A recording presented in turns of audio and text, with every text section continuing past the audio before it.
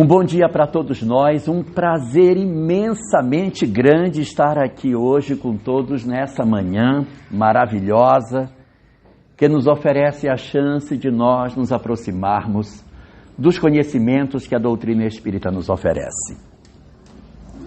E como nós estamos aqui reunidos, vários grupos mediúnicos da nossa casa, a gente vai conversar mais especificamente sobre a questão da mediunidade em si, com alguns passeios por alguns conteúdos que são importantes para que a gente se aproxime.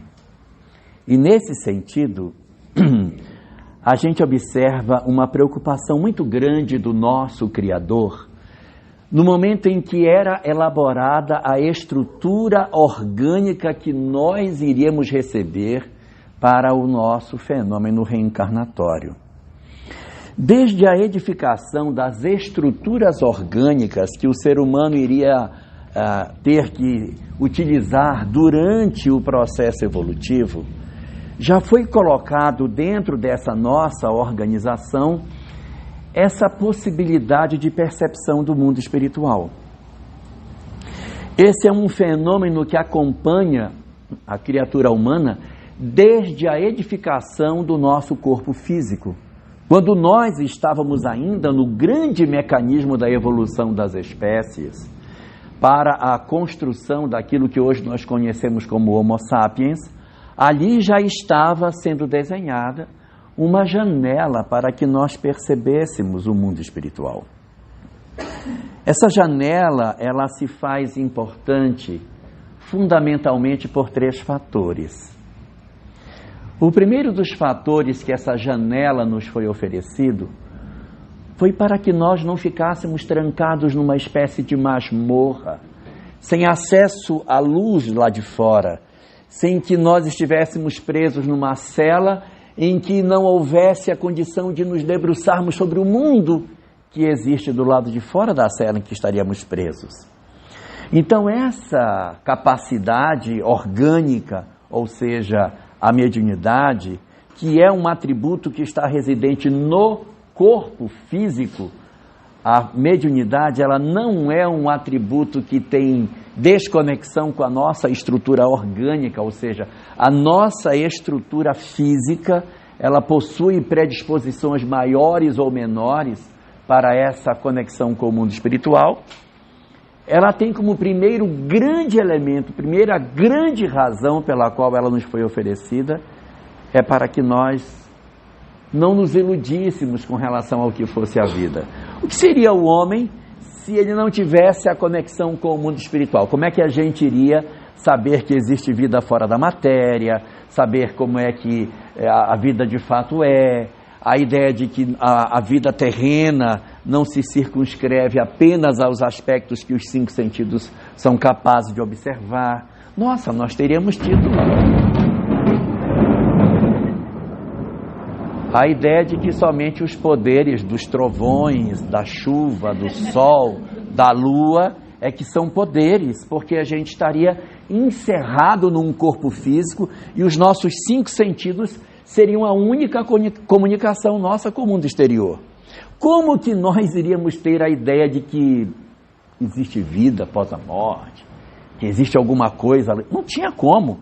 Então, essa janela, ela teve que ser oferecida para nós, para que o mundo terreno não nos iludisse, para que a gente não tivesse a ilusão de que somente a vida da matéria é tudo que temos para viver, para que os bens materiais, os prazeres do mundo, as coisas que nos circundam, nos cegassem e nos fizessem ter a ilusão de que a vida é somente isso. Essa foi a primeira razão, a primeira das justificativas pelas quais essa fantástica capacidade nos foi oferecida.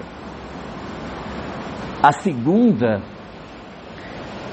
é um ato de amor para todas as mães, para que todas as mães pudessem saber que seus filhos vivem, para que o luto, para que a tristeza em função da perda dos chamados entes queridos não nos enlouquecesse de dor diante da perspectiva de que, de repente, as nossas existências materiais fossem, na verdade, tudo aquilo que a gente teria para viver. Então, essa visão de que nas nossas vidas a chamada perda dos entes queridos, ela não é assim verdadeira como nós imaginamos, a gente precisava de uma janela para que a gente conseguisse se debruçar nela e saber que os nossos pais, que os nossos filhos, que os nossos cônjuges, os nossos entes queridos, eles continuam vivos. Seria profundamente amargo se nós fechássemos essa janela e as mães não tivessem a certeza de que seus filhos vivem. E a terceira razão pela qual essa janela nos foi oferecida é para que a gente não fizesse voo cego. Porque uma coisa muito amarga também seria a gente encarnar, o mentor queria dizer alguma coisa para nós, ele não consegue ter acesso à nossa mente, e só no término da jornada, quando a gente voltasse para o mundo espiritual, e aí, eu acertei ou não acertei? Não, você errou. Puxa vida, vamos ver se na próxima eu faço. Isso aqui não é uma trilha da caverna, que a gente vai na caverna escura, tateando pelos lugares, tentando encontrar a saída, sem comunicação com o mundo espiritual. Então a mediunidade, ela vai ser oferecida aos homens exatamente para que a gente consiga ter essa compreensão da vida para além da vida material. E a história relata que já no começo da edificação da nossa condição como Homo sapiens, a gente já se apresentava dotado dessa característica. Como é que a gente consegue ter essa certeza? A gente tem essa certeza quando a gente visita alguns sítios arqueológicos. Nos sítios arqueológicos, a gente tem a notícia de que as pessoas elas eram sepultadas com os seus objetos pessoais, com o seu arco, com a sua flecha, com suas tigelas, com os seus adereços. E aí vem a grande pergunta: por que motivo você sepultaria um morto com as coisas que ele não vai mais usar, se ele está morto? E a razão é porque eles tinham a crença de que o morto voltaria a usar os seus objetos. Ué, mas de onde veio a ideia de que o morto voltaria a usar os seus objetos? Porque eles viam os chamados mortos e diziam: eu vi fulano na caçada, nós fomos para a caçada e ele estava conosco, ele estava na minha tenda, eu vi minha mãe na tenda, eu vi o nosso chefe, o nosso líder postado na frente da nossa tribo, com a lança na mão para defender. Então, embora fosse uma crença assim bastante rudimentar, eles tinham a capacidade de entender que a vida continuava. Isso estava de fato colocado, isso estava posto dentro da leitura que os povos antigos assim faziam. E o que é curioso, o que é mais interessante de tudo isso, não era um lugar só. Porque se fosse um lugar só, a gente diria assim: foi esse pessoal ali, daquele lugarzinho lá, que tirou essa ideia não sei de onde, e aí começou a sepultar o pessoal assim. Não é verdade. Isso aconteceu em diversos lugares da terra. Do lugar de onde venho, da terra da Sâmia, da região ali do Pará, havia uma comunidade muito evoluída lá chamada os Marajoaras. E os Marajoaras eram um povo extremamente habilidoso com cerâmica.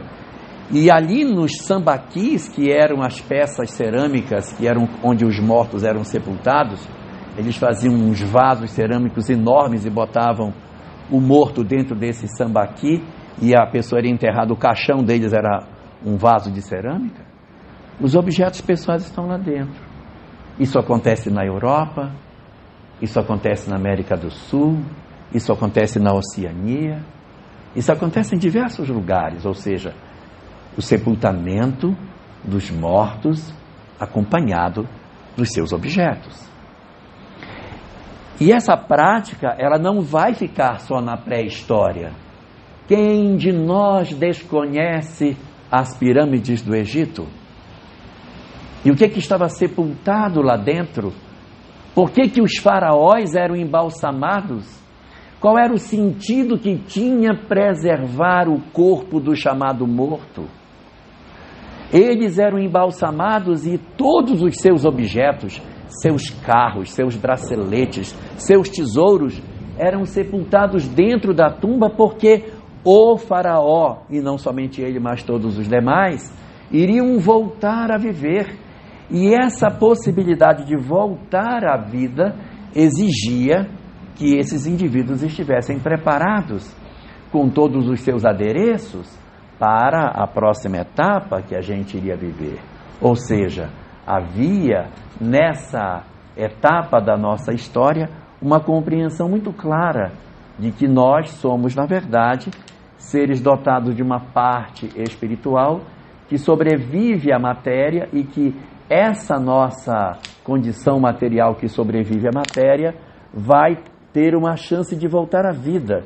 E a gente precisa dar condição para que, quando a gente voltar, a gente esteja em plenas condições de utilizar todos os bens materiais que a gente já teve. E isso foi a base para absolutamente todas as religiões da Terra.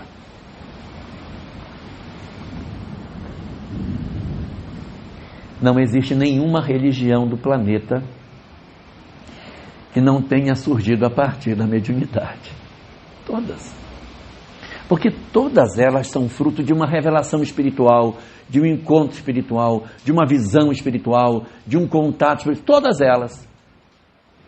Então, se nós pegarmos as inúmeras religiões que o planeta possui, elas estão todas vinculadas a um mecanismo de compreensão da existência da vida espiritual. Nós vamos encontrar essas verdades esparramadas por todas as civilizações. Todas as civilizações antigas, sem exceção, tiveram as suas expressões religiosas. Não há nenhum povo antigo, nenhum, que não tenha tido religião. E todas as expressões religiosas estão ligadas à mediunidade. Todas, sem exceção.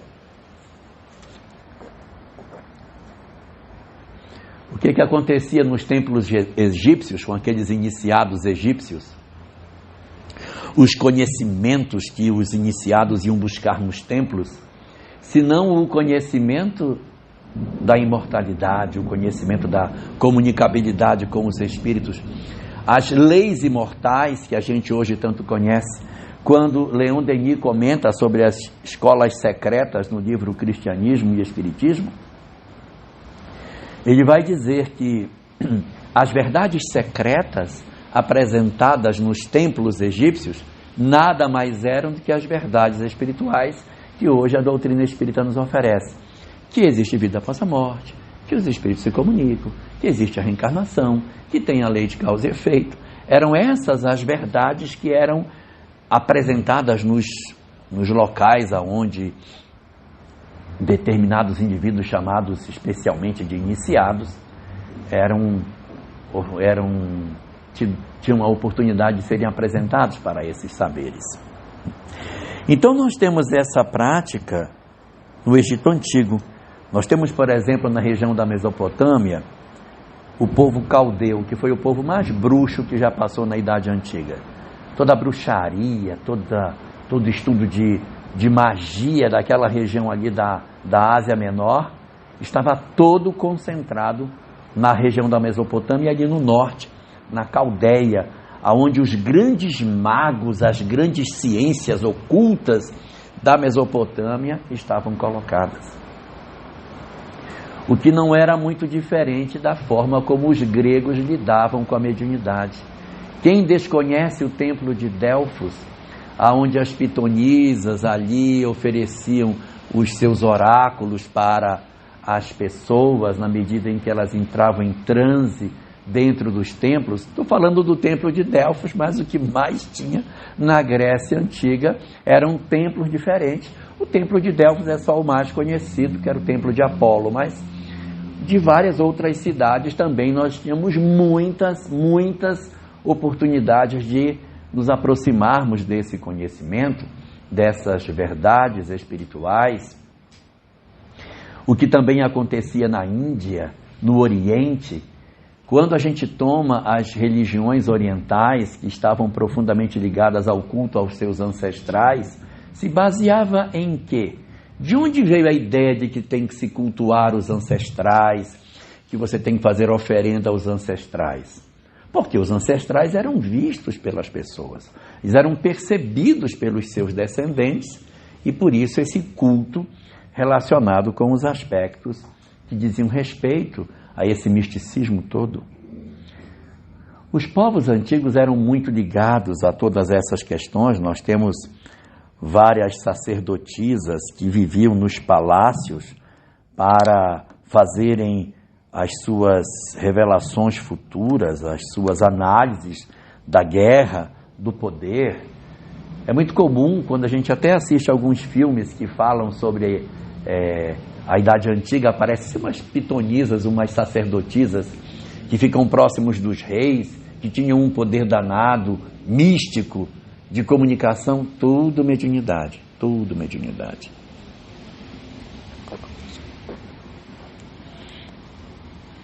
Uma mediunidade nem sempre usada da maneira mais correta possível.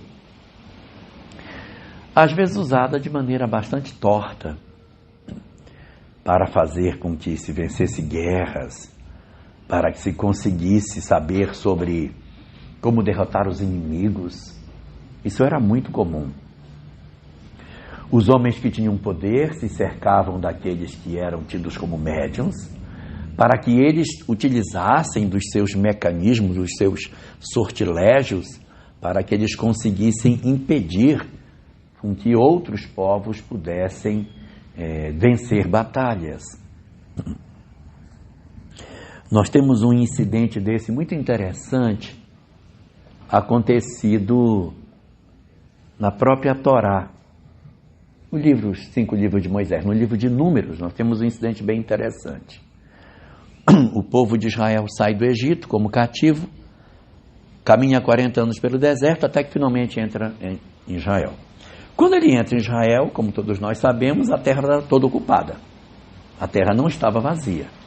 Estava cheia de povos ali. E eles começam a guerrear com esses povos e começam a vencer. Eles eram muito numerosos. Só homens eram 600 mil.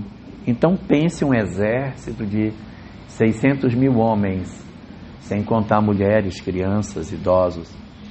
Então, na medida em que esse exército vai entrando pela região de Israel, ele vai realizando combates e ele vai vencendo os povos que não estavam preparados para um exército tão grande inimigo. Ele chega numa certa região e o rei dessa região, chamado Balaque, quando ele vê que ele vai se defrontar com um exército muito grande, ele vai procurar um homem chamado Balaão. Ele diz: olha, manda chamar Balaão porque eu preciso que ele me ajude. O que Balaque faz? Ele faz aliança com povos vizinhos para que eles preparem uma defesa contra o povo de Israel que estava vindo, e vai procurar Balaão, que era médium.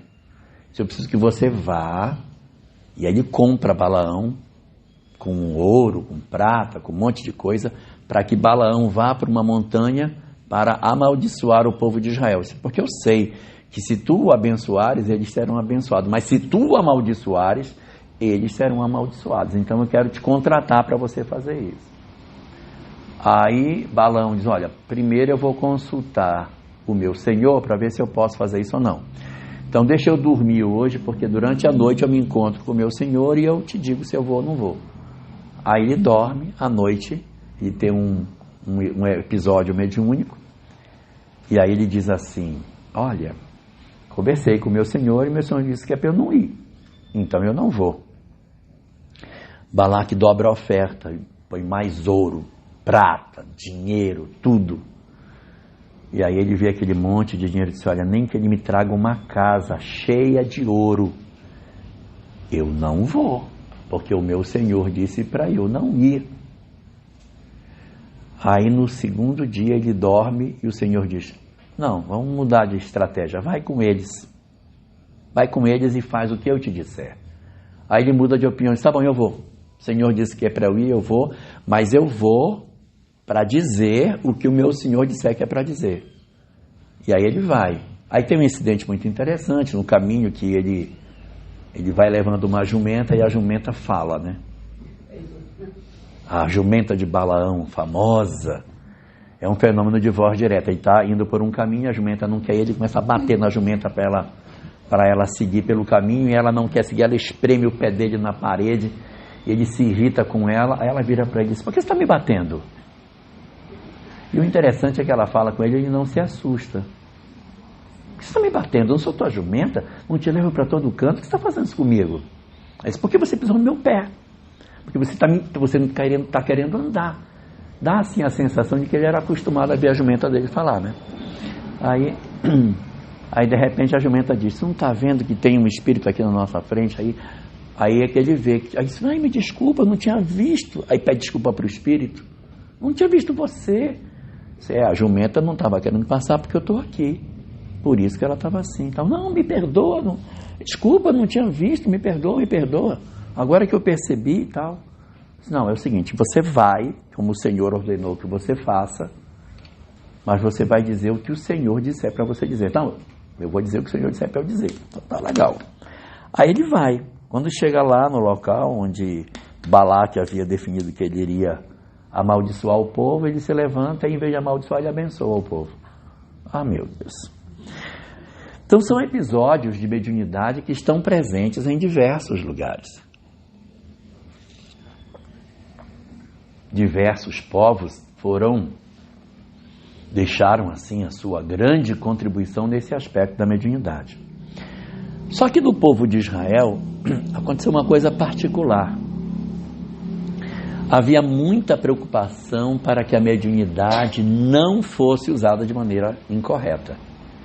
E aí aparece no texto de Moisés uma proibição para que as pessoas praticassem a mediunidade.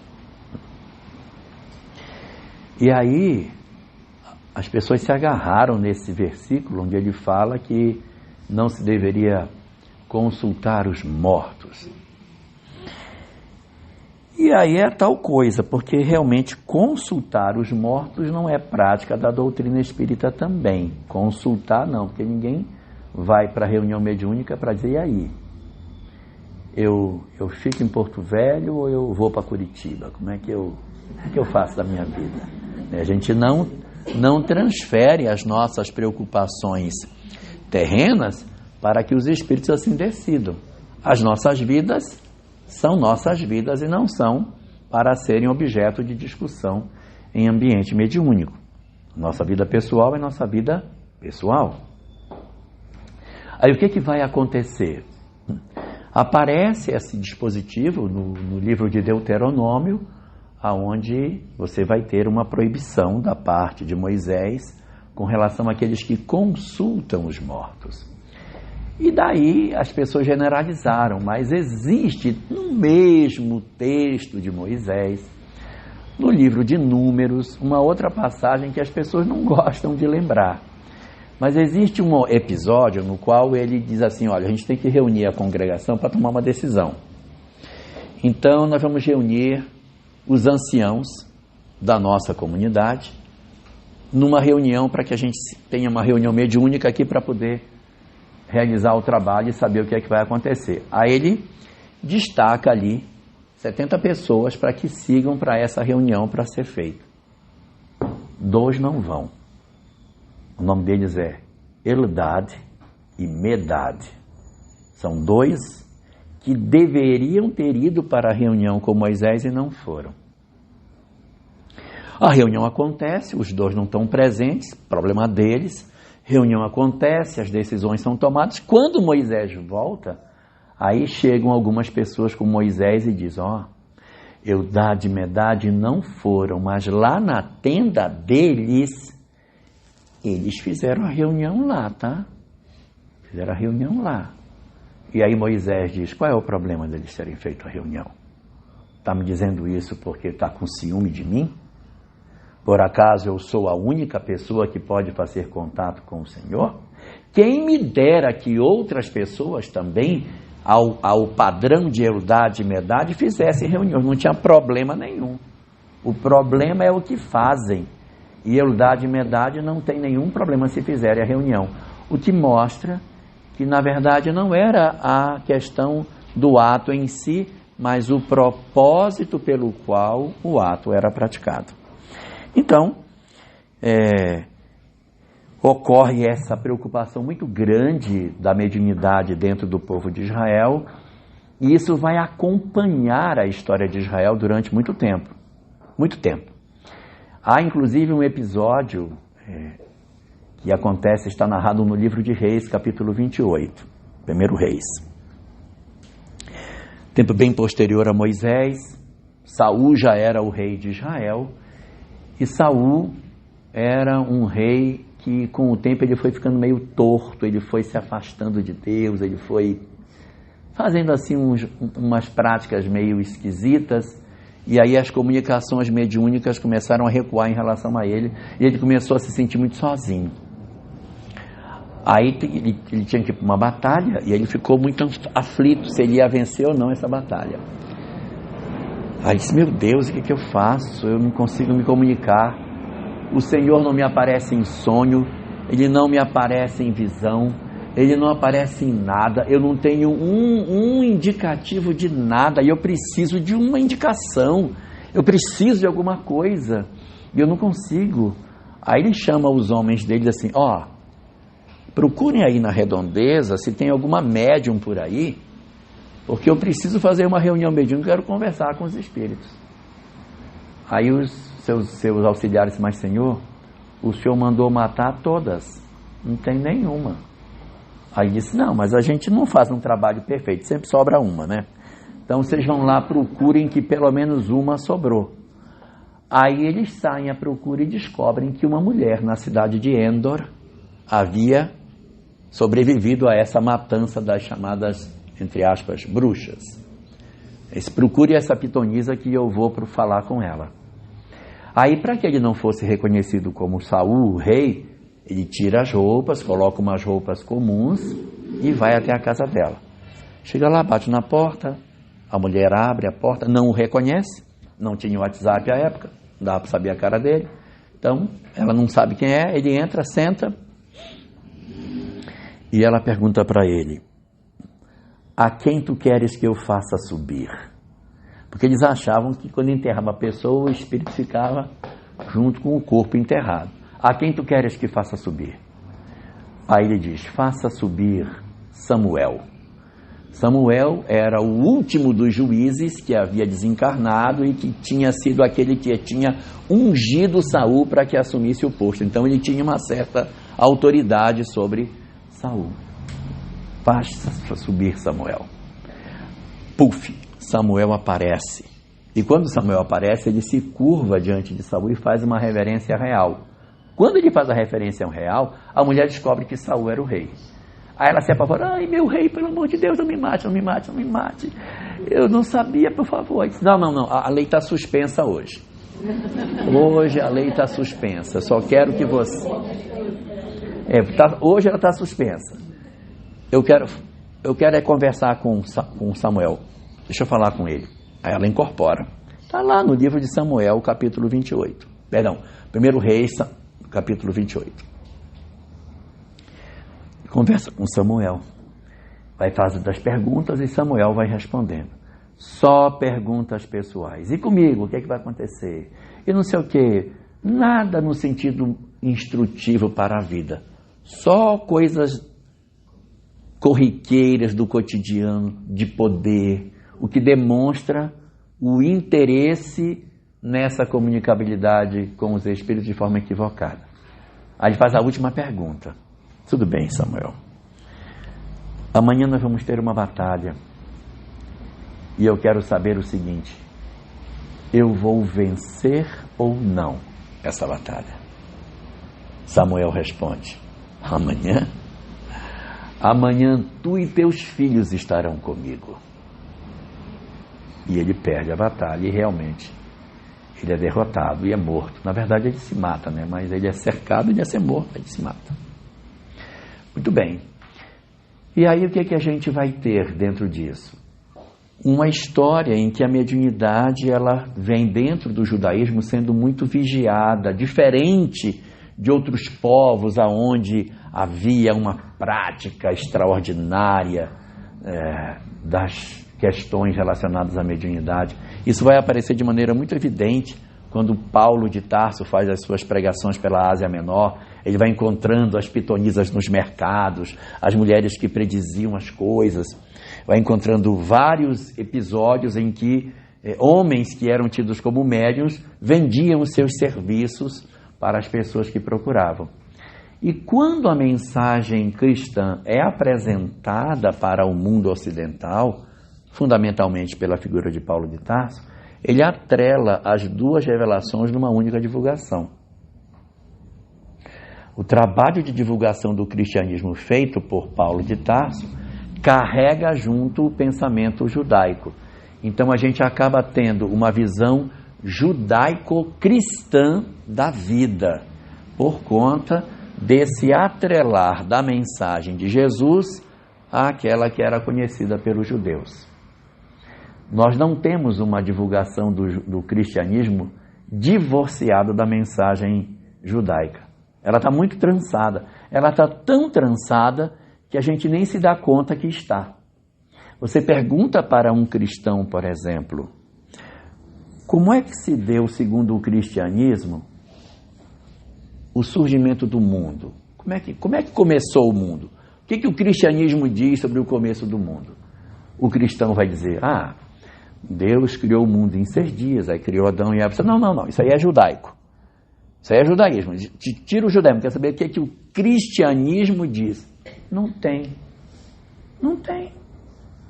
O cristianismo mesmo, ele não tem uma discussão sobre o surgimento da vida, como é que tudo surgiu. Aí há um atrelar muito grande. E essa discussão sobre como tratar a mediunidade também não está no cristianismo, ela é do judaísmo. Mas nós trouxemos isso para dentro do cristianismo. E na medida em que o cristianismo foi sendo divulgado, ele trouxe a reboque uma série de conceitos judaicos. E foi aí que começou a onda de impedir com que a mediunidade fosse praticada pelas pessoas. Porque ela era praticada. Se você pegar entre os druidas, entre os povos celtas, entre os povos bretões, os diversos povos bárbaros, mediunidade era uma prática comum. Mas à medida que o cristianismo vai avançando, eles vão restringindo a possibilidade de que as pessoas possuam essa possibilidade de comunicação com o mundo espiritual. E depois que o cristianismo se implanta como a grande verdade da Europa, a gente vai perceber uma repressão feroz à mediunidade. Feroz, extremamente agressiva, em que as chamadas bruxas, elas eram perseguidas e elas eram obrigadas a fugir.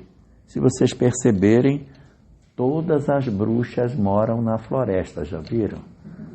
Madame Mim mora na floresta, o Merlin mora na floresta, todo mundo mora na floresta. Por que mora na floresta? Porque não pode morar na cidade. Se morar na cidade vai ser morto. Então, ou se muda para a floresta e vive numa casinha isolada, tipo aquela do Joãozinho e Maria, ou vai morrer na fogueira, não tem como. Durante todo o período da Idade Média e Idade Moderna, os médiuns são profundamente perseguidos. Existe uma tentativa de destruir todos aqueles que pudessem ter algum tipo de percepção. E o curioso é que a nossa mente ela era tão frágil nesse período que ou a pessoa era um santo ou a pessoa era um demônio. Se esse fenômeno mediúnico viesse da parte de alguém que estava dentro dos quadros religiosos da época, santo. Se estiver fora, é o demônio. E o maior dos exemplos disso é Joana d'Arc, que durante parte da vida dela, ela se comunica com os espíritos, é tido como uma coisa maravilhosa, e de um certo momento para frente, ela cai em desgraça, aí é tida como reveladora dos demônios e ela é queimada na fogueira. E aí uma quantidade enorme de pessoas foram queimadas, foram mortas por conta dessa possibilidade de ter esse contato com o mundo espiritual. Isso contribuiu muito para que a humanidade tivesse medo, tivesse uma distância, tivesse bloqueio com as questões relacionadas com o espírito. Porque nós fomos criados dentro dessa visão eurocêntrica, que a mediunidade, que mexer com esse negócio de espírito é negócio do demônio, que isso não pode ser feito. Então houve todo um processo de podação da nossa expressão mediúnica, por conta da dificuldade que a Europa foi oferecendo para nós em nos dizer que mediunidade era uma coisa demoníaca. Isso foi afastando progressivamente nós da nossa visão, daquilo que era de fato essa relação do homem com o mundo espiritual. E quando chega no período da formação do nosso país, a edificação da nossa nação, se desenhava para cá ser o centro de formação de mão de obra para a transformação da humanidade. A possibilidade de se fazer no Brasil o ambiente onde as pessoas iriam ter uma grande capacidade de contato com uma mensagem transformadora, que seria a mensagem que contém as revelações das verdades espíritas, para que isso pudesse colaborar com o planeta. Era uma mensagem nova, mas ao mesmo tempo antiga, porque se eu for consultar o Bhagavad Gita, se eu for consultar a Cabala, se eu for consultar o pensamento do Buda, o pensamento de Zaratustra, de Hermes Trismegisto, de Sócrates, eu vou encontrar esse conhecimento lá, porque ele faz parte da lei da natureza. Só que naquela época esse conhecimento tinha sido oferecido para os espíritos migrados à Terra. Agora era a hora de entregar esse conhecimento para a humanidade como um todo, não mais para um grupo em particular, mas uma revelação agora universal, não mais local. E quando isso é oferecido, quando a gente tem a possibilidade de ter a formação dessa terra, a Europa está muito ruim de mediunidade. Tem muita perseguição. Então precisava-se do incremento na formação do nosso povo, do elemento da mediunidade, para que o cristianismo pudesse ter mais facilidade de oferecer espaço para o surgimento da mensagem espírita. E aí a gente vai ter a contribuição dos povos afros no Brasil, que não deveriam ter vindo na condição de escravos.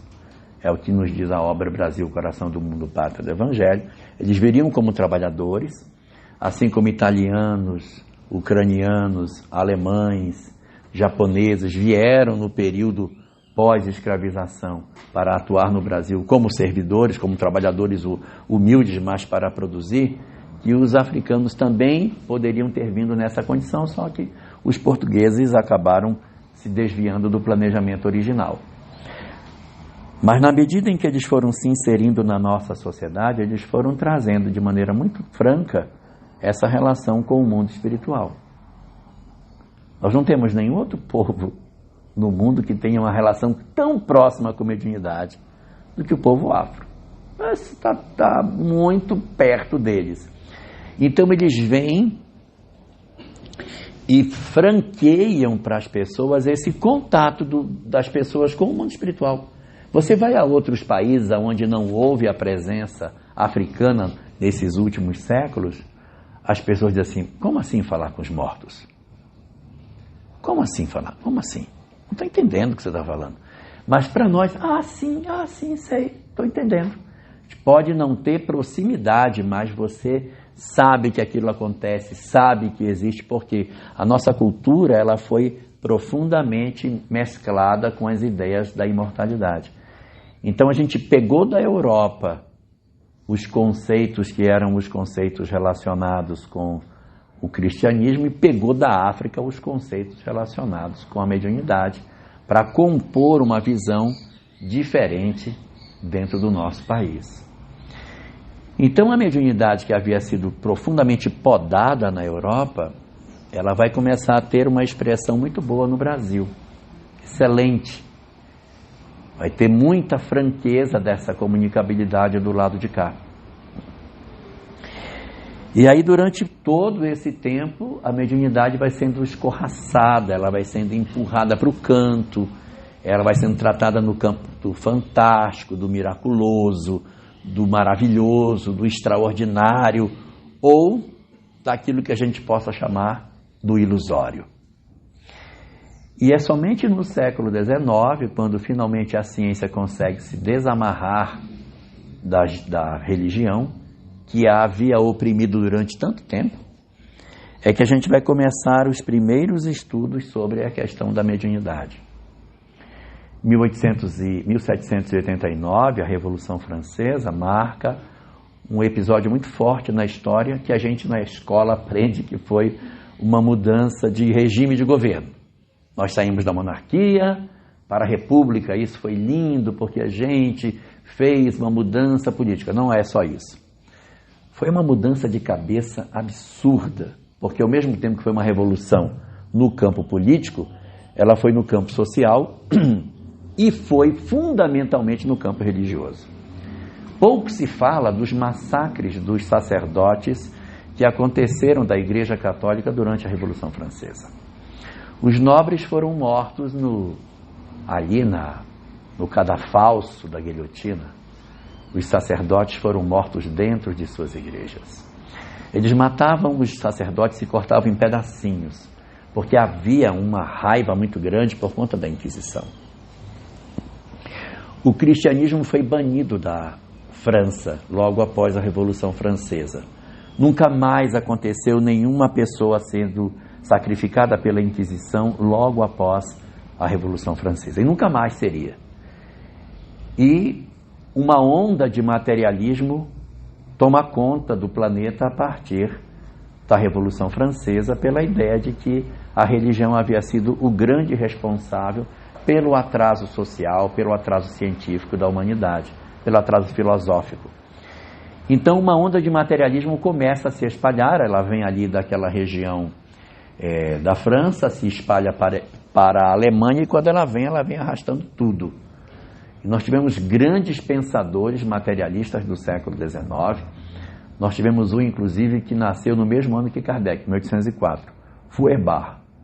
É o pai do materialismo, é ele que vai influenciar Nietzsche, ele que influencia Marx, é ele que influencia Schopenhauer. Ele é o grande influenciador de todos, e é ele que diz: nós temos que destruir o pensamento da ideia da essência de um Criador, porque a religião, ela é o principal problema para o progresso da humanidade. Temos que varrer isso do mundo. Então, esse pensador é quem vai trazer a matriz de todas as ideias materialistas. A gente não pode dizer que ele é o responsável, porque outras pessoas se juntaram a Feuerbach. Não foi só ele. Muitos pensadores vieram. Mas ele é o primeiro a levantar a bandeira de que tem que destruir a religião. E vai acontecer exatamente isso. Há um grande movimento de negação do espiritual, que tenta destruir tudo aquilo que era religioso. A ideia de Deus fica profundamente agredida, a ideia da imortalidade, tudo, as religiões são desacreditadas, há um movimento contrário a tudo aquilo que é miraculoso. Então isso tudo é muito complicado para a sobrevivência da religião. Mas para a mediunidade foi bom. Porque foi a primeira vez que a mediunidade pode ser estudada pela ciência. Ela poderia ter sido estudada antes. Mas antes, não, isso aí faz parte do mundo fantástico. Então a gente não pode mexer nisso. Quando chega no século XIX, não, por que não? É um fenômeno, vamos estudar assim. E é graças a essa permissão científica que a gente vai ter os experimentos do século XIX. Por isso que eles acontecem. Por que acontece esse monte de coisa no século XIX? Porque é quando a ciência se acha autorizada a investigar os fenômenos de cunho mediúnico.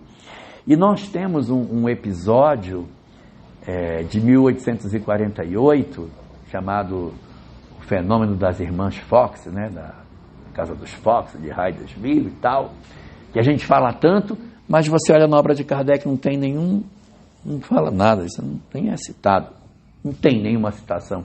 E a gente fala tanto, por que a gente fala tanto do fenômeno de Hydesville, se ele nem está colocado em nenhuma obra da codificação kardeciana?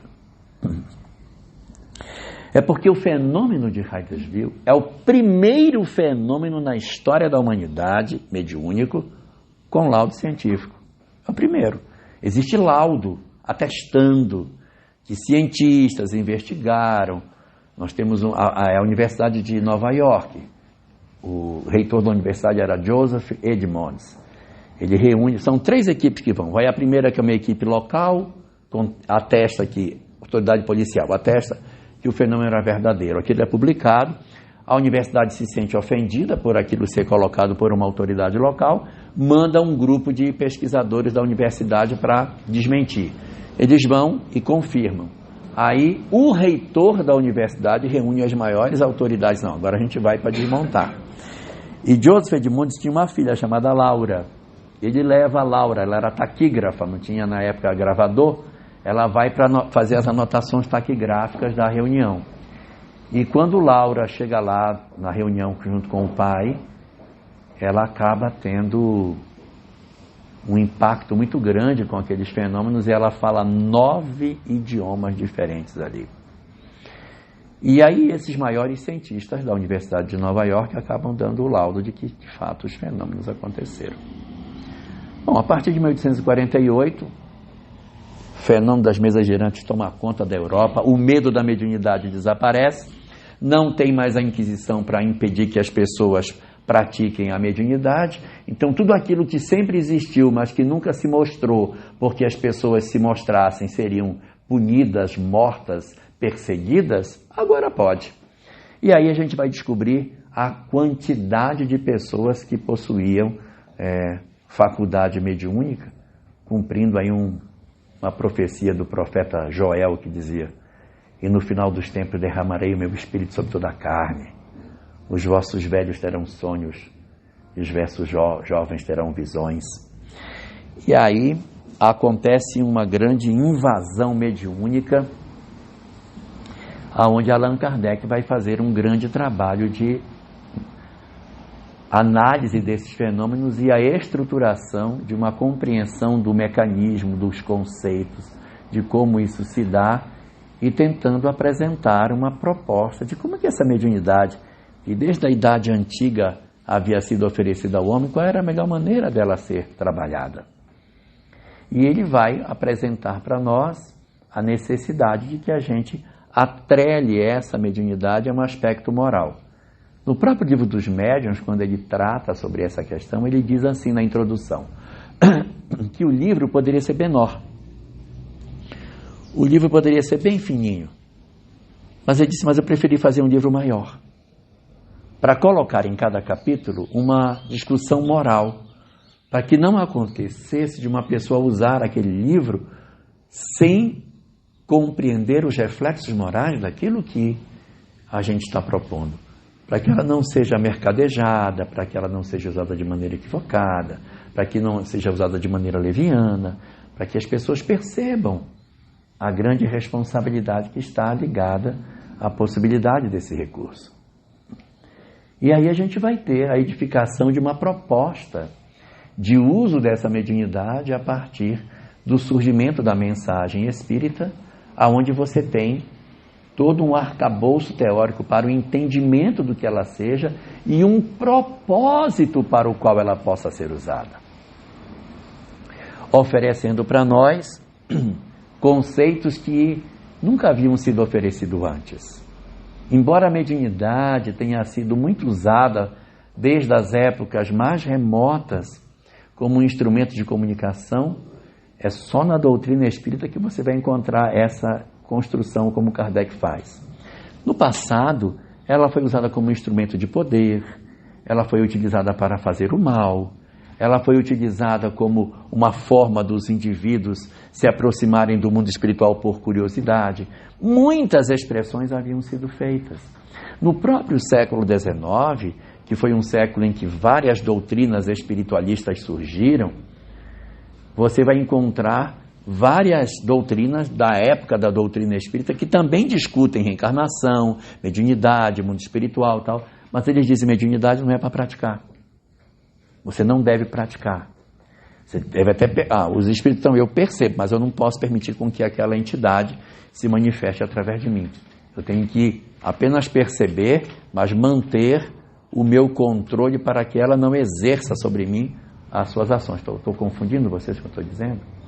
Então é assim, eu vejo, eu percebo, mas eu não me permito com que o espírito utilize meu corpo para escrever, para falar. Eu posso até dar um recado do que ele está dando, mas ele em mim, não. Então tem várias doutrinas do século XIX também que trazem essa proposta. E a doutrina espírita é a única que faz essa análise dizendo não. A mediunidade ela é assim, ela pode ser usada dessa forma, o mecanismo dela é desse jeito, e as várias expressões e o trabalho de educação da mediunidade. Esse trabalho que depois ia ser apresentado pelas próprias casas espíritas, na medida em que as casas elas vão se apresentando como o grande instrumento de divulgação da mensagem trazida por Allan Kardec. Então as casas espíritas vão se apresentando como um lugar adequado para que a gente consiga se aproximar desse trabalho.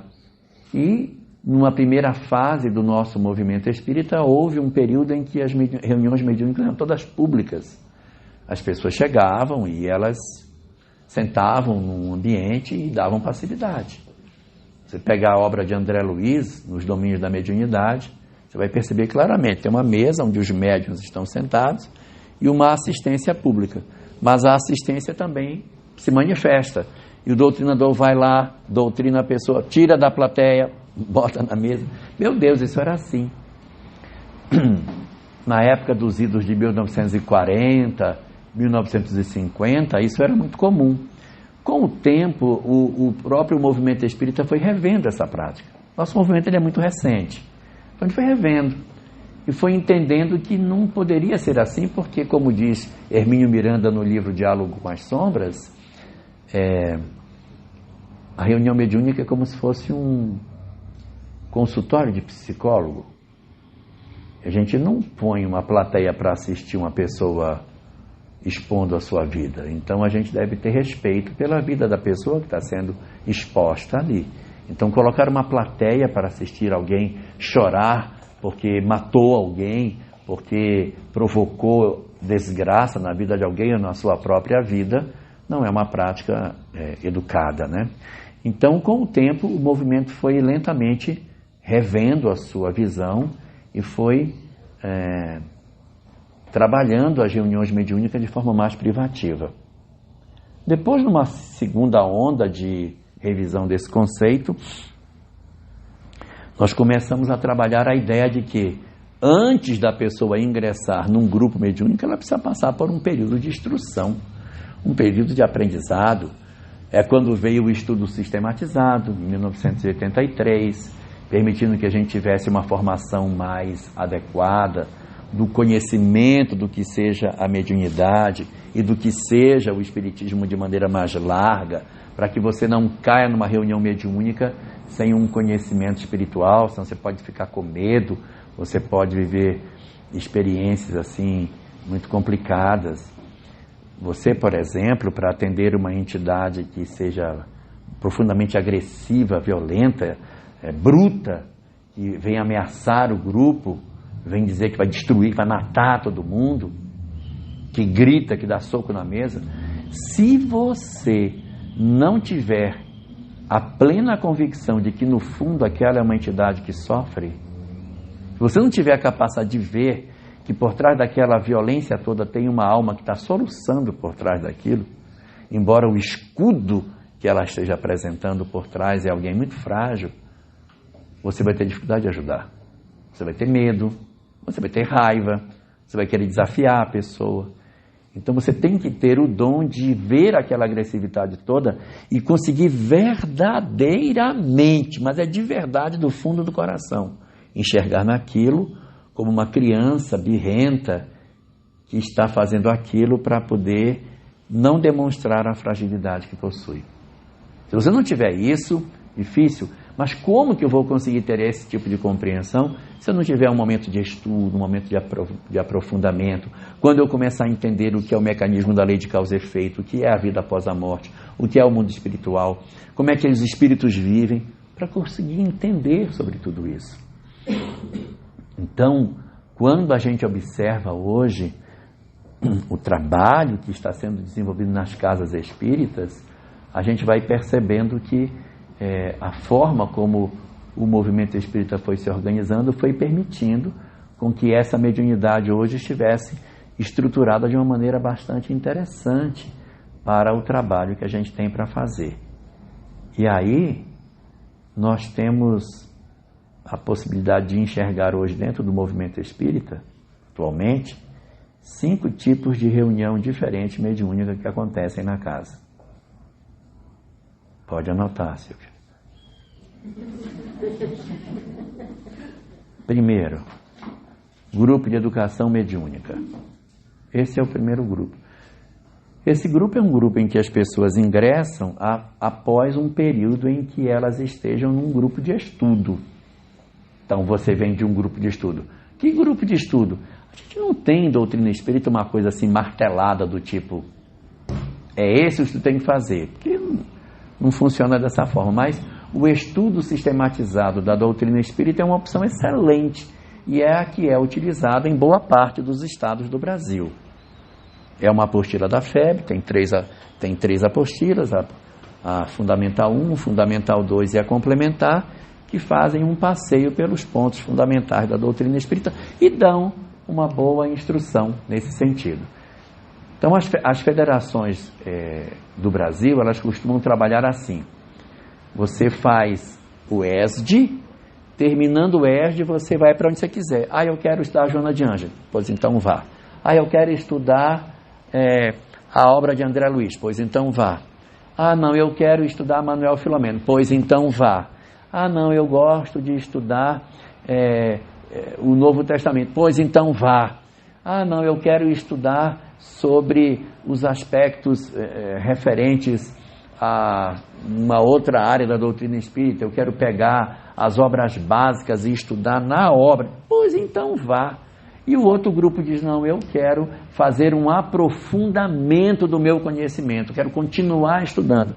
Tem o EAD, estudo aprofundado da doutrina espírita, para quem terminou o ESD, entra no EAD e vai estudar uma outra bateria de apostilas. E tem o grupo que vai dizer, eu queria estudar mediunidade, eu queria ir para a prática mediúnica.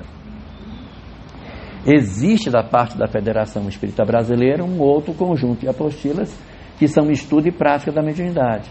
Então esse segundo grupo, ele é um grupo que vai estudar a mediunidade, mas ele vai automaticamente levando as pessoas, aquilo vai desembocar no grupo mediúnico.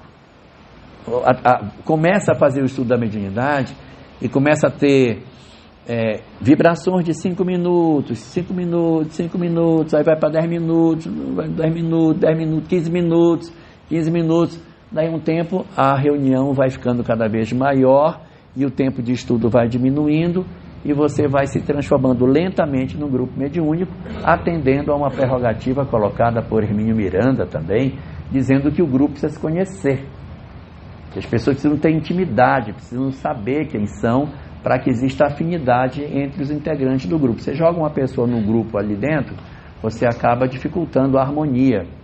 Quem participa de reunião mediúnica deve ter percebido que quando a reunião está funcionando e vem uma pessoa de fora que entra, dá uma desandada no ritmo da reunião. Mas isso é comum, a pessoa não é do grupo, é até esperado que exista algum tipo de percepção mais clara sobre essas energias.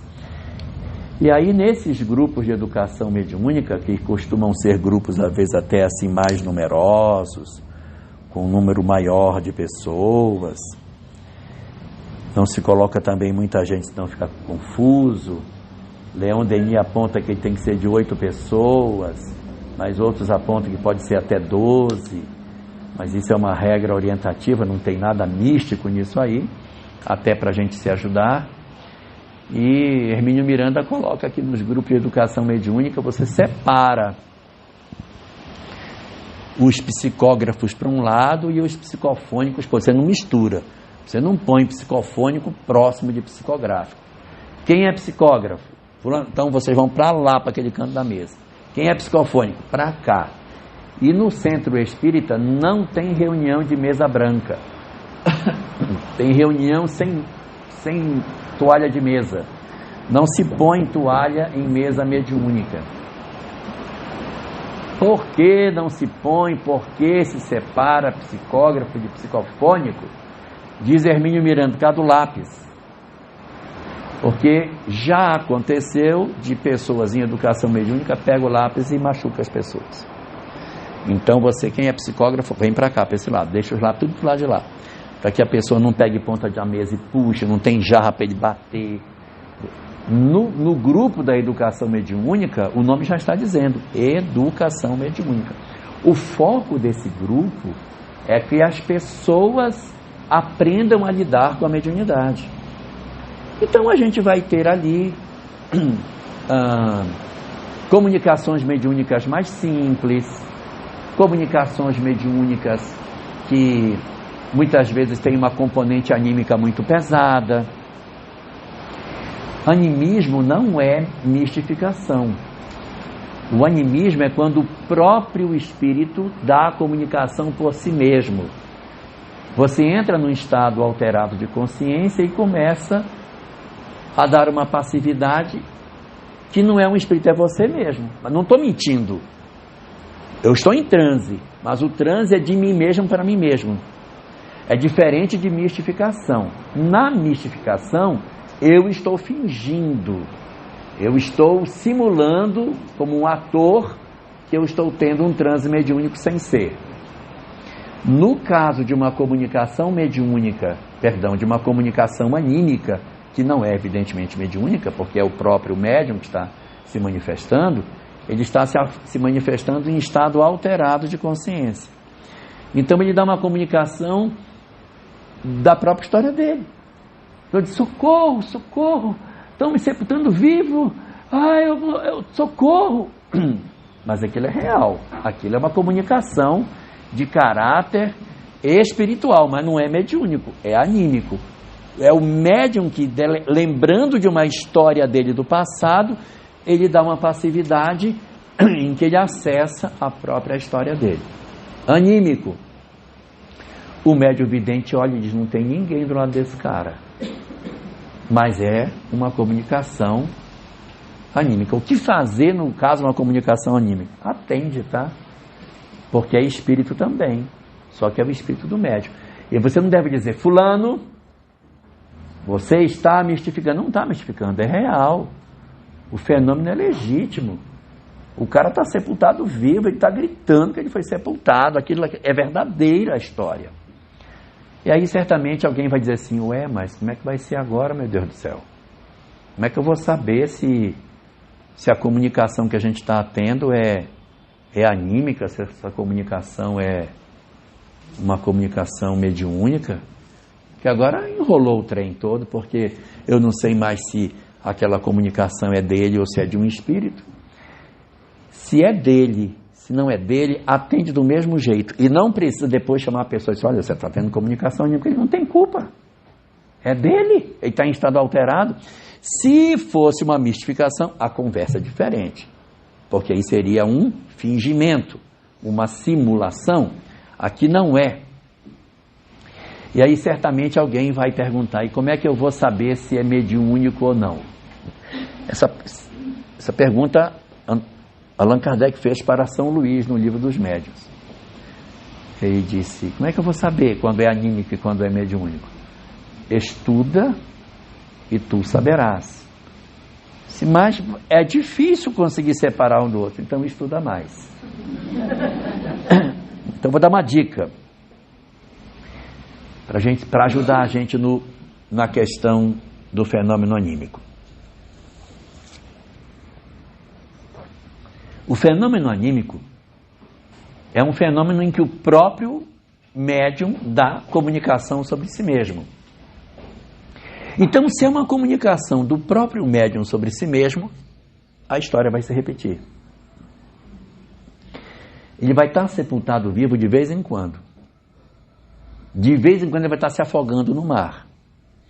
A história do espírito que se comunica acontece com muita frequência. Então você diz, essa história é dele. Ele está voltando a clichês que ficaram armazenados no inconsciente. Quando a pessoa desabrocha na reunião mediúnica a sua percepção, as histórias que estão lá dentro vêm à tona. Então ele lembra de guerra. Socorro, estou na guerra, estão me matando. E essa história da guerra vai aparecer. Vira e mexe lá, vem a história da guerra de novo. Então, no grupo da educação da mediunidade, o foco está no médium, não está no espírito. Porque as comunicações são comunicações mais simples. São histórias mais próximas daquilo que a gente pode atender. É para que o médium aprenda a calar quando o doutrinador fala. Quando o doutrinador fala, o médium cala. E ele cala e não fica dizendo, que ódio. Ele fica concentrando no que o doutrinador está dizendo e tentando fazer o espírito ouvir o que o doutrinador diz. Porque ficar calado e dizendo, não quero saber, não quero saber, não quero saber, não ajuda. Então, o médium tem que, na medida do possível, ouvir o que o doutrinador está colocando e se concentrar nessa fala para ver se isso, de certa maneira, alcança o espírito comunicante. Daí que nos grupos de educação da mediunidade, o foco é esse. Trabalhar as pessoas que estão iniciando em doutrina, comunicações mais simples, possibilidade de fenômenos anímicos, separa os psicógrafos para um canto para eles não atacarem ninguém, os psicofônicos vão pegar os lápis, vão catar a jarra de água e vão jogar nas pessoas, tira os livros de cima da mesa, cuidado com a toalha para ele não puxar, tem que tomar alguns cuidados, que as pessoas estão num processo de educação. E às vezes você tem a pessoa que é médium na casa, mas ela é uma pessoa impulsiva. Na casa dela ela joga prato nos outros, ela joga faca, joga garfo. Ela é assim. No trânsito ela fecha os outros com ódio, porque, pois então eu vou atrás. Então, quando você tem alguma pessoa que ela tem uma natureza assim mais impulsiva, ela pode vir para a mesa mediúnica. E aí, como é que vai ser? Vai virar santo porque sentou aqui? Não vai. Então, a gente se precave, fazendo com que essas coisas não venham a acontecer. Livro Diálogo com as Sombras, Hermínio Miranda. Um segundo grupo de reunião mediúnica que nós temos dentro das nossas instituições espíritas são as chamadas reuniões de desobsessão. É o oposto das reuniões de educação mediúnica. A reunião de desobsessão são reuniões feitas por médiuns maduros, médiuns que têm 30, 40 anos de habilidade, que já são muito disciplinados, que trabalham com mediunidade há muito tempo, profundamente identificados com a reunião mediúnica, que têm uma capacidade de entendimento da vida. O pessoal convive há muito tempo e a reunião não é mais para o médium. O foco da reunião agora é o espírito. Olha a diferença. Nessa reunião, só vão vir pedreira nessa reunião. Então vão ver as lideranças das trevas, lideranças de pessoas, obsessores tenazes, suicidas. As comunicações são pesadas. E nos grupos de desobsessão existe um número de pessoas encarnadas que são atendidas nesse grupo. Ele não é um grupo como o anterior. O anterior, não, vamos reunir, quem vier veio, quem não vier não veio. Não, agora não é mais assim. Nos grupos de desobsessão, você atende um colégio de pessoas que já deram ingresso na casa espírita e você pegou o nome delas. Então, Quem é que está em processo de... fulano que está com ideação suicida, tal. Me dá o nome dela, que eu vou levar para a reunião. Então eu não posso levar para o grupo de educação da mediunidade? Pode, mas o grupo de desobsessão é um grupo mais adequado, porque aqui pode se dar uma comunicação muito mais efetiva, muito mais completa, porque o médium acaba sendo um médium mais capacitado para o trabalho. No livro Recordações da Mediunidade, a gente tem ali uma reunião mediúnica muito interessante, em que tem um médium chamado Dona Eugênia. Vem uma entidade extremamente evoluída, um espírito, meu Deus, entre os vários médiuns, Dona Eugênia é a mais evoluída de todas. O mentor vai em quem? Nela, porque ela tem essa capacidade de poder expressar melhor o pensamento do mentor e não tisnar com a sua componente pessoal as expressões daquilo que o espírito tem para transmitir. Então, Dona Eugênia que acolhe o mentor da casa. Vem uma entidade profundamente perturbada, um espírito horroroso, e tem aqueles médiums menos e os médiums mais. Aí tem uns bem ruinzinhos, e tem Dona Eugênia que está ali. Para onde vai o espírito mais pedreira que vai incorporar? Vai na Dona Eugênia de novo.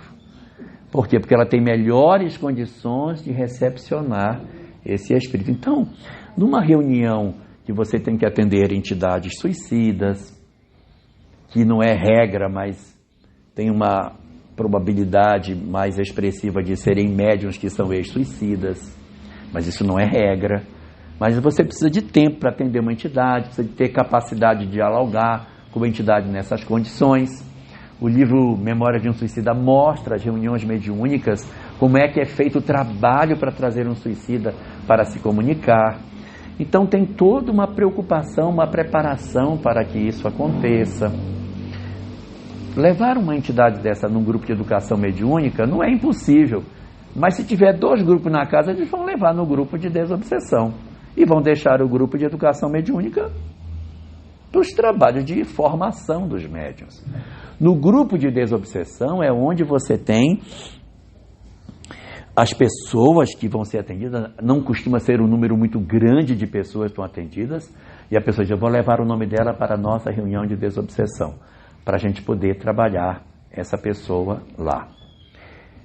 Não é uma prática de todos os grupos, mas isso acontece com uma certa frequência. As pessoas leem os nomes daqueles que vão ser trabalhados durante a reunião. Aí você pergunta: para que lê, gente? Se os espíritos já sabem, hoje tem que ser memória curta, né? Tem que ler, é verdade, tem que trazer a obsessão de fulano. Não é para isso. É que na medida que você está lendo o nome dos que serão atendidos durante a reunião, os médiuns sentem energias diferentes quando o nome é citado. Quando o nome de uma pessoa é dito, depois, quando acaba a reunião, diz: olha, aquela entidade que se manifestou lá dentro do buraco, cheio de formiga, ela é de uma pessoa aí do grupo, aí desse livro. Lê o nome aí, logo do começo. Aí, esse nome aí. Quando leu esse nome, me deu um trem e eu já sabia que isso era por conta dessa entidade. Então, é por isso que se lê. Não é para que os espíritos... é mesmo... não tinha esquecido do fulano. É para que os médiuns percebam a possibilidade de conexão com as entidades espirituais. Então aí aparecem as reuniões de desobsessão. Grupos menores, não pode ser um número muito numeroso. Às vezes são um grupo de 6 pessoas, 8 pessoas. Pessoas que são amigas há muitos anos e que são muito experientes e que têm um conhecimento doutrinário imenso. Por quê? Porque eles não estão vindo apenas para o grupo de reunião mediúnica. Eles têm um trabalho permanente de estudo, de aprofundamento, porque você tem que conhecer de ovoide, você tem que conhecer de obsessão, você tem que conhecer dos mecanismos da lei de causa e efeito, das regiões do mundo espiritual, do processo das trevas, de como é que acontece, qual é a diferença de trevas para umbral, como são as magias do mundo espiritual, os bruxos, os magos que existem do lado de lá, os grandes negociadores que existem do plano espiritual para vir aqui interceder, os tribunais de julgamento que existem do mundo espiritual. Essas coisas todas, ninguém vai discutir em grupo de educação na mediunidade, ninguém quer saber disso não. Lá no grupo de educação na mediunidade, o espírito vai se comunicar mesmo, a gente vai conversar com ele. Mas para você fazer um trabalho de desobsessão, você tem que entender dos bastidores do mundo espiritual. A melhor literatura para isso é a literatura de Manuel Filomeno. Porque a literatura de André Luiz traz muita informação interessante, mas quem entra nos meandros do mecanismo da obsessão e dessas colônias das trevas, Manuel Filomeno levanta o véu de maneira mais intensa do que André Luiz sobre essas regiões horrorosas do mundo espiritual, aonde essas entidades trevosas comandam, lideram determinadas comunidades imensas de entidades perturbadas e que promovem os processos de perturbação. Por isso que os livros do Filomeno, boa parte dele tem um nome obsessão no meio, já viram, né? Bastidores da obsessão, tormentos da obsessão, loucura e obsessão, sexo e obsessão. Por quê? Porque a obsessão está no pano de fundo de todos esses livros dele. Não são todos, mas em boa parte eles vão trabalhando essas questões. E esse livro último agora, né, Samia, no rumo do mundo de regeneração, que tem regeneração, não tem obsessão, mas tem muita obsessão também. Então você vai vendo informações muito preciosas para esse segundo tipo de reunião mediúnica aí. Tá bom? Terceiro tipo é o híbrido. Não, híbrido que eu vou dizer agora. É o grupo de atendimento espiritual. Ele é um híbrido entre a educação mediúnica e o grupo de desobsessão. Porque a gente não vira a chave assim. Nosso grupo é um grupo de educação mediúnica. A partir de hoje ele é desobsessão. Mas não vai mesmo. Ele vai deixar de ser um grupo de educação mediúnica e vai se tornar um grupo de atendimento espiritual, que é o período de transição de uma etapa para outra, em que os médios já não são tão iniciantes, mas também não são aqueles médios da desobsessão. É um grupo de atendimento espiritual. O que a gente faz com o grupo de atendimento espiritual?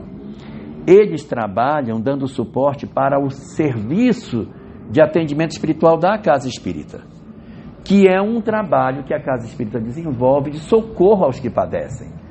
É um trabalho espiritual feito nas casas, que tem 9 peças: recepção, atendimento fraterno pelo diálogo, palestra, passe, água fluidificada, prece, evangelho no lar, transformação moral e reunião mediúnica. São essas 9 peças que compõem o trabalho de atendimento espiritual.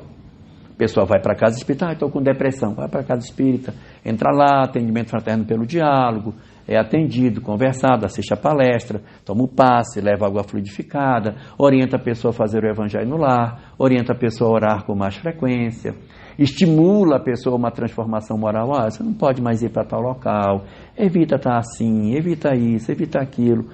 E o nomezinho dela vai lá para a reunião mediúnica. Esse grupo, ele dá suporte para o grupo de atendimento espiritual. Está lá o salão funcionando, isso não é uma regra absoluta, mas está lá o salão funcionando e no andar de cima, no mesmo tempo, a reunião mediúnica acontecendo.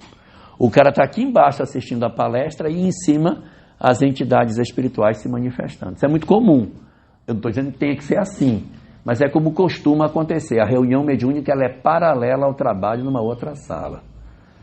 Aí você chama as pessoas, elas chegam, vão para o atendimento fraterno, estão ali assistindo a palestra e tudo mais, e lá atrás a mediúnica está acontecendo.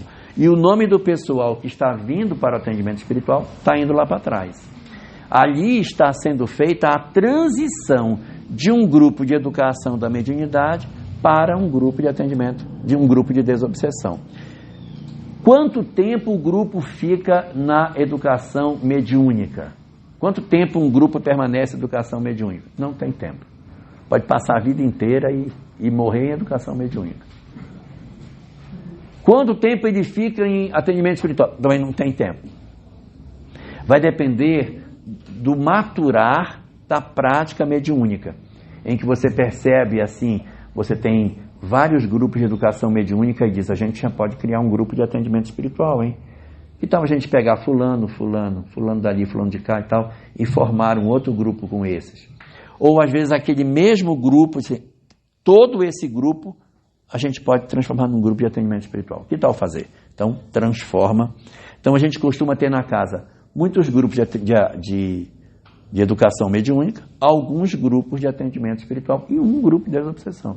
1, 2, pouco. O grupo de desobsessão são poucos. São pessoas bem experientes. Já viram muita coisa acontecer. Aquelas para as quais nada assusta mais. O que você vê não assusta. Que não tem medo de espírito, né? O pessoal que já não tem medo de espírito. Que já lida com naturalidade, com as ameaças. Eu vou acabar com vocês. Eu conheço, eu sigo cada um. Eu vou destruir cada um de vocês. Vocês vão ver. Que já ouve isso sem medo, mas também sem deboche. Né? Quando eu era menino pequeno, lá no Pará, Alberto Almeida era o nosso coordenador de juventude, eu e Sam éramos da juventude, Alberto Almeida era o nosso coordenador. Pode não parecer, mas o Alberto é mais velho que eu. Ele tem... Naquela época, pelo menos, ele era. Não sei se ele continua sendo. Ele era 7 anos mais velho que eu. E Alberto era o dialogador da reunião mediúnica. E ele tinha o que na época? 24, 25 anos, mas ele já era habilidoso desde aquela época. Ele já era muito habilidoso. Então havia, por exemplo, uma entidade que se manifestava lá, um grupo mediúnico deles, que se chamava O Poderoso. Aí ele chegava lá e dizia, eu sou o Poderoso e eu vim aqui que eu vim falar com vocês sobre um assunto. Aí, quando não era o Alberto, o dialogador dizia, poderoso nada, meu amigo. Você não tem poder de nada. Quem tem poder é Deus. Você não tem poder nenhum. Pronto, aí azedava já, a doutrinação já azedava na entrada. E disse, você é muito desrespeitoso comigo. Eu quero aquele outro que me respeita. Que ele chegava lá e o Alberto dizia, poderoso, boa noite, tudo bem, pode falar. E aí ele... Sim, poderoso. Não. E aí, quando o poderoso vinha para negociar, ele disse, olha, eu não posso negociar porque nós temos uma equipe que nos coordena. Você pode conversar com a equipe que nos coordena e se a equipe que nos coordena concordar com isso, então a gente pode fazer o que você está querendo. Então ele vem negociar coisas do tipo, vocês fechem a juventude da casa espírita ou então eu vou engravidar uma das meninas.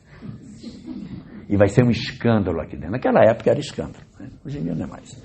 Mas vou engravidar uma menina da juventude. Vocês ou fecham, ou vocês vão ver o escândalo que vai ser aqui dentro. Aí o Alberto, olha, conversa com o pessoal que coordena o trabalho. Você está aí perto deles. Conversa com eles. Se eles concordarem, a gente fecha. Juventude, não tem problema. Mas conversa com eles aí para ver. Se eles concordarem, tudo bem. Então, no grupo de educação, no grupo de desobsessão, você tem que ter essa capacidade de ter tranquilidade para lidar com as questões mediúnicas. Eu lembro uma vez, eu devia ter uns 21 anos, eu acho, fui fazer uma palestra numa casa espírita. E quando a palestra acabou, eu estava bem aqui arrumando meus papeizinhos para sair e uma senhora veio para falar comigo e disse assim, olha, tinha um espírito aqui enquanto você falava, estava com tanto ódio de você, ele queria vir aqui, ele queria acabar com tudo, aí deu um tapa na mesa, mas ele deu um tapa tão forte. Eu disse, nossa, que ênfase para dizer que ele estava com ódio. A mulher incorporou, gente, e ela veio para me bater. Nessa época eu pesava 58 quilos. E eu estava bem pertinho do canto da parede assim. Eu fui para o canto da parede e fiquei no canto. Eu não tinha para onde fugir. e ela veio ela ia me bater. Aí o pessoal da casa foi que retirou. Aí o presidente da casa ficou: ei, você foi batizado então? Que maravilha! Não gostei desse batismo, não. Gostei não. Achei legal, não. Ah, mas isso é para você ver como é que é, rapaz. Isso é muito legal, a mediunidade é muito legal. Eu disse: não, ó, eu vou dizer uma coisa para você com sinceridade. Estou falando com sinceridade. Se o objetivo deles era me assustar, eles alcançaram o objetivo, porque eu estou assustado até agora. Aquela mulher que me bater, não gostei daquilo não. Eu volto a fazer palestra, mas que eu vou com medinho, eu vou. Então, eu era muito novo, e se você não tem experiência, você acaba ficando realmente meio incomodado com essas coisas. Então, esse grupo, chamado grupo de desobsessão, é assim. E no meio, na transição de um para o outro, o atendimento espiritual, que vai ter características de um, característica do outro. É o período em que você vai ensaiando a formação desse grupo, em que você vai vendo que melhores comunicações mediúnicas podem ser obtidas, que já dá para misturar os psicógrafos com os psicofônicos. Já não é mais necessário dividir, que eles não vão se bater, que as pessoas não vão... Os próprios doutrinadores também já são mais habilidosos. Aquele tipo de doutrinador que a pessoa diz assim: eu vou virar essa mesa. Aí o doutrinador diz: vai. Então, aí bota só o dedinho assim: pode virar. Eu vou com um dedo para ti, pode virar a mesa. Aí o espírito não conseguiu virar a mesa. Termina a reunião, aí o mentor: nunca mais faça isso, porque deu muito trabalho para segurar a mesa. Da próxima vai virar. Então essas práticas que a gente teve durante muitas décadas, elas já começam a ficar menos frequentes quando você vai para um grupo de atendimento espiritual do tipo: olha a tua mão, vê se essa mão é tua, você está morto, você morreu, aí pega o espelho, olha aqui, esse rosto é teu. Essas práticas, elas já vão sumindo quando você vai avançando nessa compreensão. E não só os médiuns que dão passividade, mas o médium dialogador também vai se tornando mais habilidoso para esses novos grupos. Já falei de 3, falta 2. Tá certo? Hã? 7. Tá bom. Nós temos um quarto tipo de reunião mediúnica que acontece, que é reunião de vibração. Ela acontece por conta de eventos.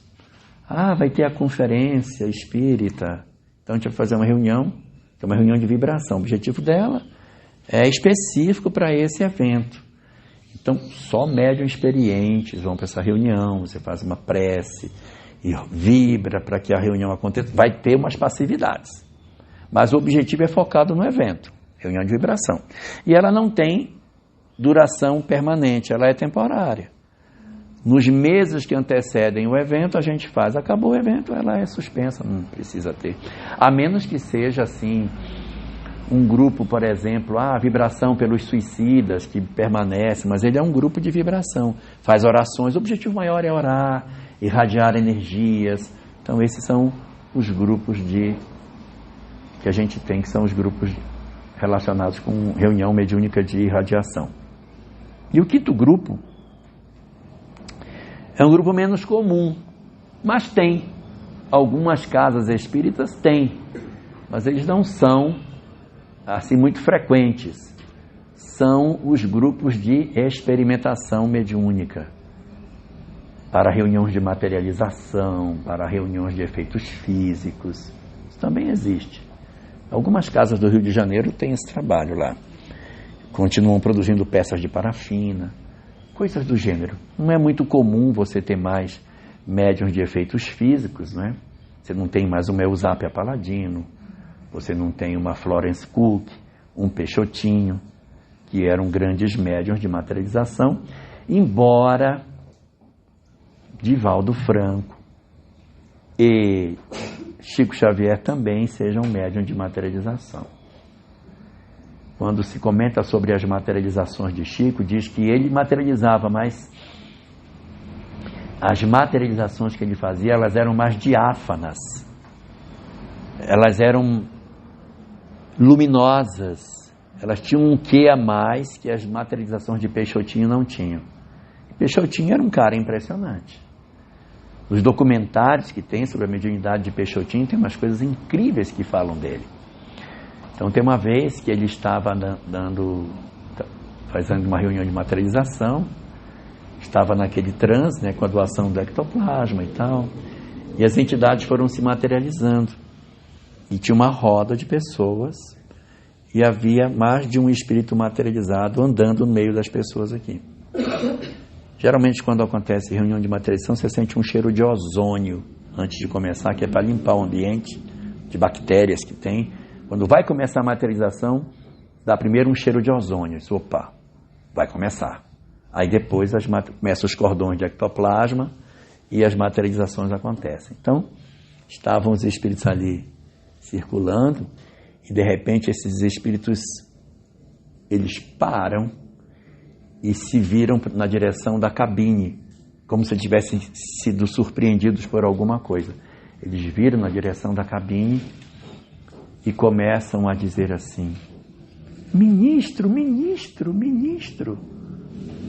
E aí, quando eles vêm da cabine, sai uma entidade idosa, de barba branca, vestida uma túnica com um cajado na mão. Aí bate o cajado e diz: eu sou Clarencio, ministro de nosso lar. Clarencio não é uma ideia. Clarencio é uma pessoa.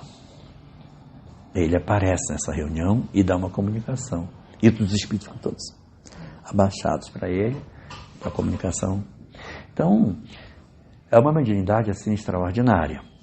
Muitas pessoas dizem assim: puxa, mas a gente bem que podia ter um monte de médio de materialização para acabar de ver essa descrença. Bota esse pessoal tudo para materializar um monte de gente. Aí bota para tirar logo as dúvidas e acaba de uma vez. Não funciona. Não funciona.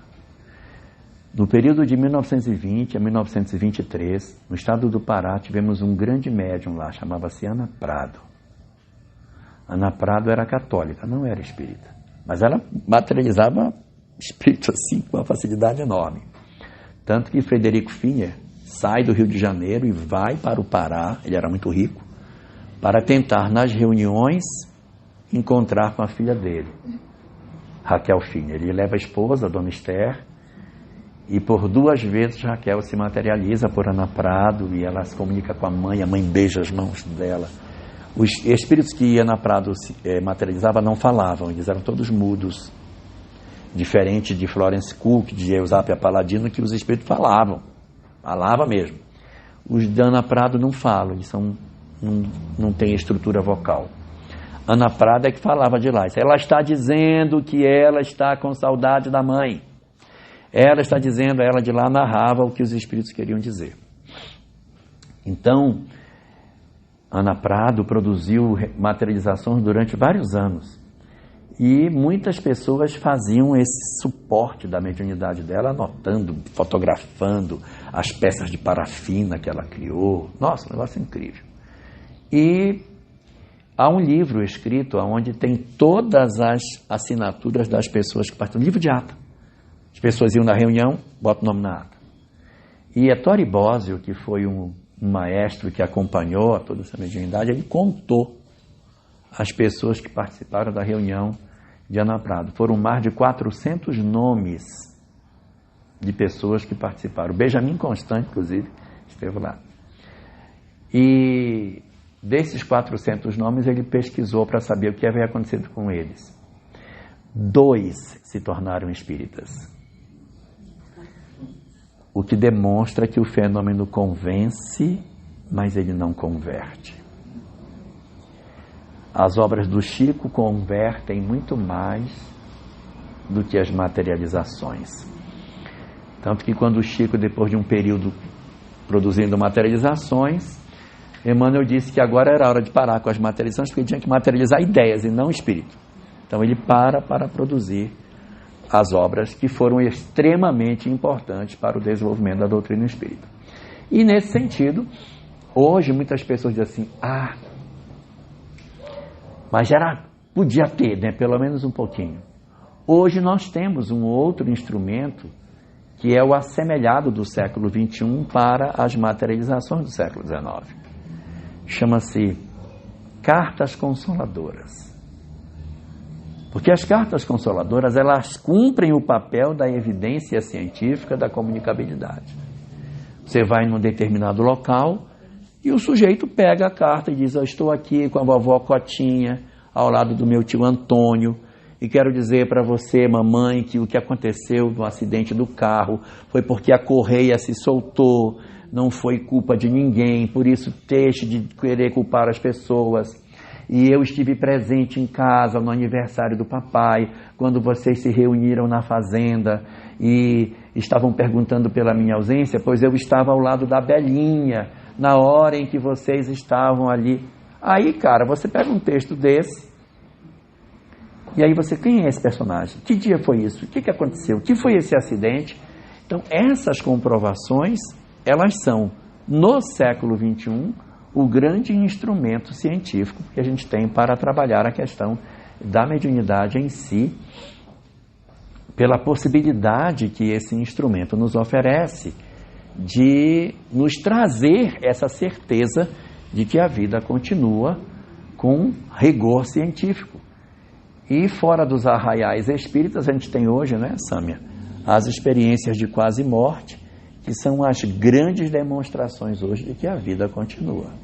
Hoje nós estamos tendo uma quantidade enorme de pesquisadores materialistas, fora do ambiente espírita, sem a tinta de alguém dizer assim: ah, mas é porque ele é espírita e está dando uma forçadinha na pesquisa. Não, eles são americanos, são europeus, nunca ouviram falar de doutrina espírita, são materialistas, dizem: olha, o cérebro não é a sede do pensamento, porque o cara está morto e está pensando, está vendo, ele lembra de quando ele estava morto, ele não pode lembrar. Então, tem algum outro lugar onde a consciência reside que não é o cérebro.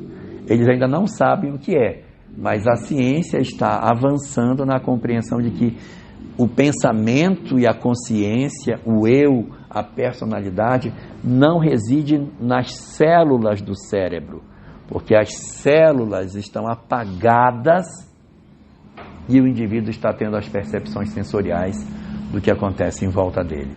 Então são pesquisas também que vêm se somar a esse grande mecanismo de transformação que a gente tem. E no nosso movimento espírita hoje, a gente está de posse desse conjunto de reuniões que podem oferecer para nós grandes oportunidades de desenvolvimento das nossas condições de entendimento da vida. E o que a gente precisa fazer é fortalecer esse trabalho para que ele se faça da melhor maneira possível.